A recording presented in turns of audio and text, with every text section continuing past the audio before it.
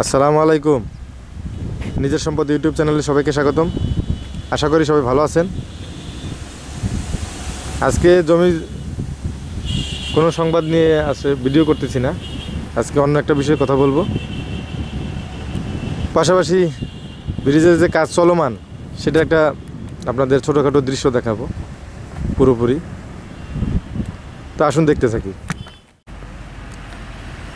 আজকের ভিডিওটা হচ্ছে জমিতে বিভিন্ন যে সমস্যা হয় এটার একটা অংশ নিয়ে কথাবার্তা বলবো। যেমন জমি জমা কেনা বেচা হয়, কাগজপত্র সবই ভালো, কিন্তু দেখা যাচ্ছে যে আপনার ওয়ারিশের ঝামেলা থেকে যায় অনেক সময়। দেখা যাচ্ছে এক ওয়ারিশ আরেক ওয়ারিশকে বঞ্চিত করে দেখা যাচ্ছে জমি জমা বিক্রি করে ফেলছে, ভাই ভাইকে ঠকাইছে, বোনকে ঠকাইছে। তো আজকে এই ওয়ারিশ ঠকানোর গল্প নিয়ে আপনাদের সাথে একটা ভিডিও দিতে চাই একেবারে ব্রিজের লোকেশনে আইসা, যেখানে কাজ চলমান আছে। তো ভাই, যারা ওয়ারিশ ঠকায় তাদের ইবাদত কবুল হয় না, এটা আমাদের যারা মাওলানা আছে, মুফতি সাহেব আছে, তারা বলছে যে তাদের ইবাদত কবুল হয় না। এর পাশাপাশি বাস্তব জীবনে অনেকেই ওয়ারিশ যারা ঠকাইছে তাদেরকে দেখছি তারা অল্প বয়সে মারা গেছে। তারা সাধারণত দীর্ঘ হায়াত পায় না, তাদের বংশের পুরুষরা বাঁচে না।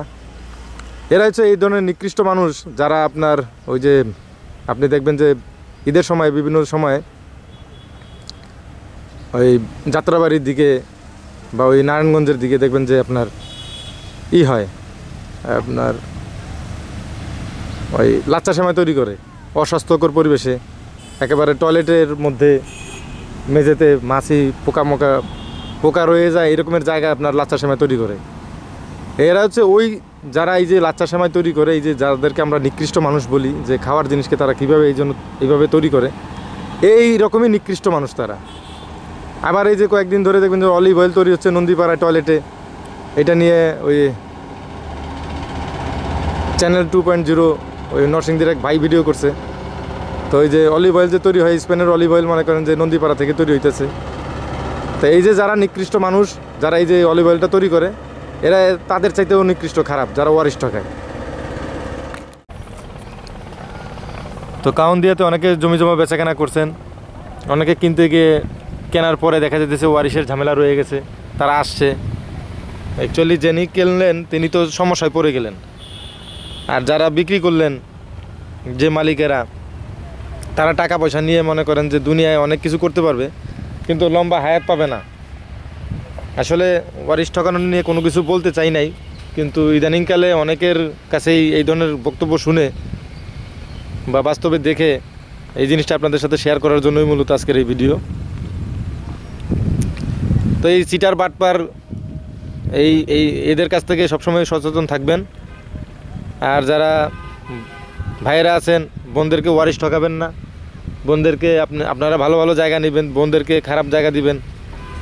আপনারা বেশি সম্পত্তি নেবেন, বোনদেরকে কম দিবেন, এরকম কাজ করার চেষ্টা করবেন না। কারণ আপনি এই কাজ করে মুখ ভরা দাড়ি, গাল ভরা মনে করেন হাসি নিয়ে যতই নামাজ পড়েন, জাকাত দেন, আর ওই যে বিভিন্ন জায়গায় ঘোরাফেরা করেন, কাবা শরীফে যান, কোনো লাভ হবে না।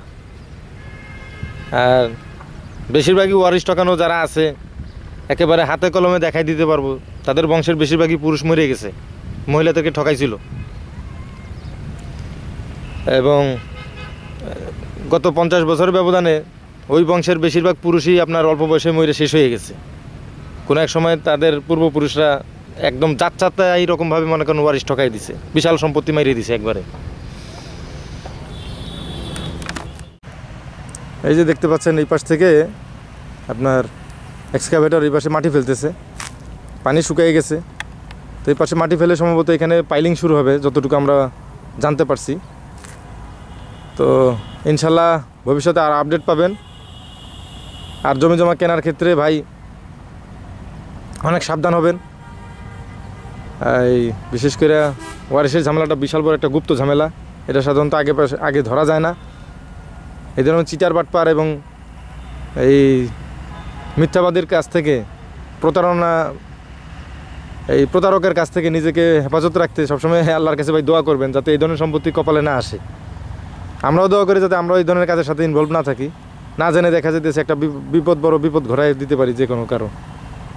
আর যদি জানা থাকে এই ধরনের চিটার বাটপার এবং প্রতারকের কাছ থেকে, আমরা নিজেরাই দূরে থাকবো, ইনশাল্লাহ আপনাদেরকেও সাবধান করে দিব। তো সবাই ভালো থাকবেন, সুস্থ থাকবেন। এই পাশে আপনার দেখা যেতেছে পানি অনেকটাই শুকিয়ে গেছে। নতুন করে আপনার যারা জমি জমা দেখতে চান সরাসরি এসে হেঁটে হেঁটে জমি জমা দেখতে পারবেন। তো সবাইকে জমি দেখার আমন্ত্রণ জানিয়ে, জমি কেনার যাদের ইচ্ছা আছে তাদেরকে আমন্ত্রণ জানিয়ে আজকের এই ভিডিও শেষ করছি। আল্লাহ হাফেজ, আসসালামু আলাইকুম।